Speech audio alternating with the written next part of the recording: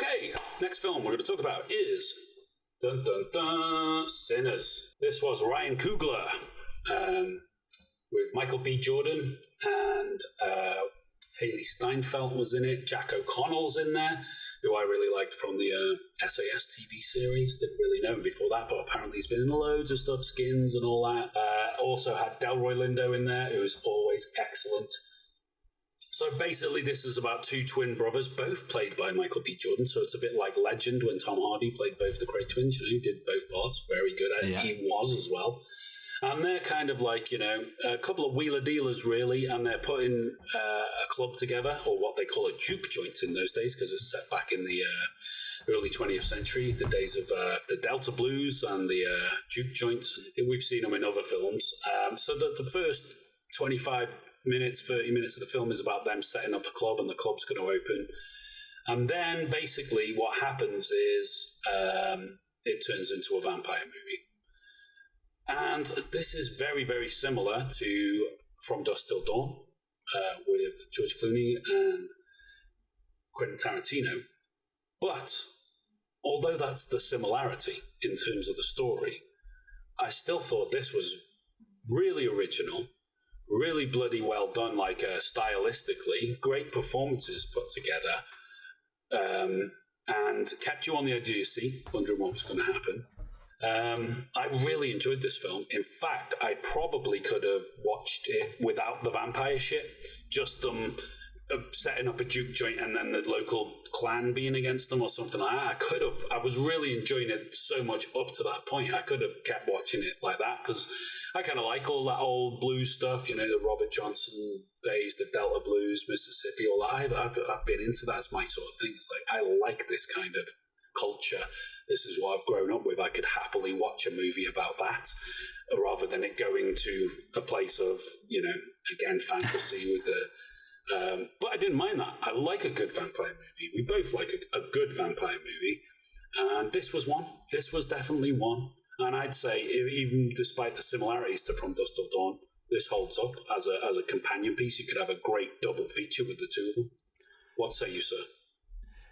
I agree. It would make a great double feature, actually, to watch them both. I really enjoyed it as well. I thought it was a very good film. Great performances from everyone. Everyone was great in it, and it did tell great stories and set a really nice world up.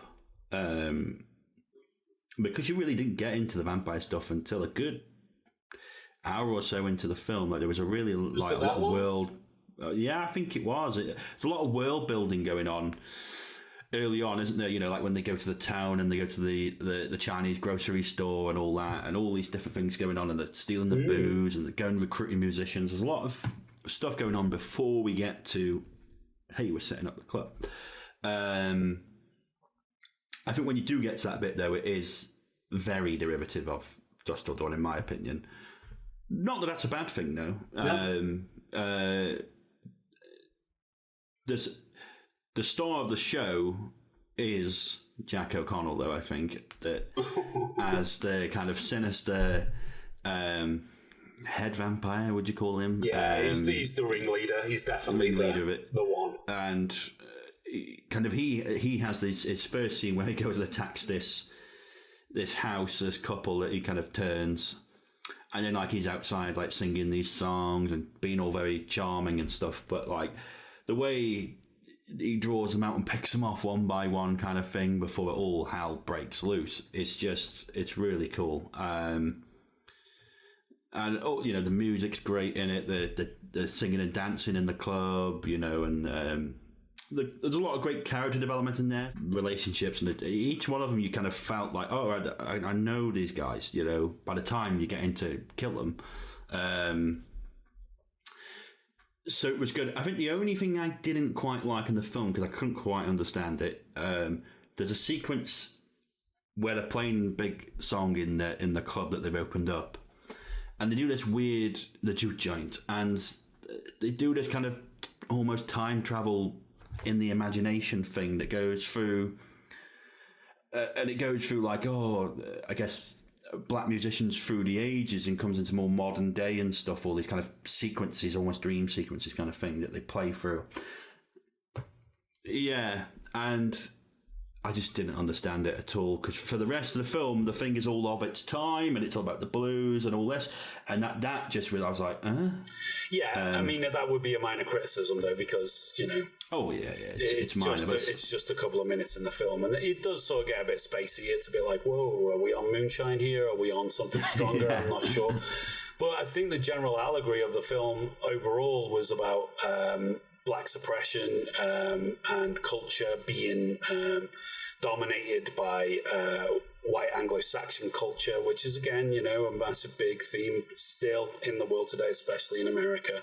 So, you know, from just coming from that kind of point of view, it's great to see a black film by a black director with black stars as, you know, the main cast, and be so successful and be so popular with a general audience, with wide audience.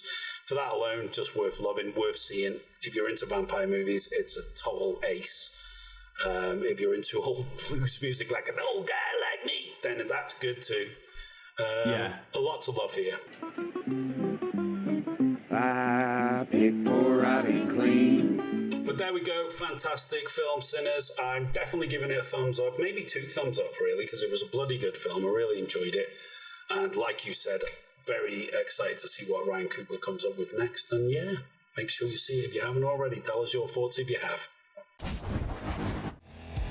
Thanks very much for watching this video. We really appreciate it. The best way to support this channel is by dropping us a like and subscribing. Other ways to support us include buying me a coffee and Patreon. This video was sponsored by funkyt-shirts.co.uk. Check out their website for a full range of awesome t-shirt designs. You can find all the links in the description.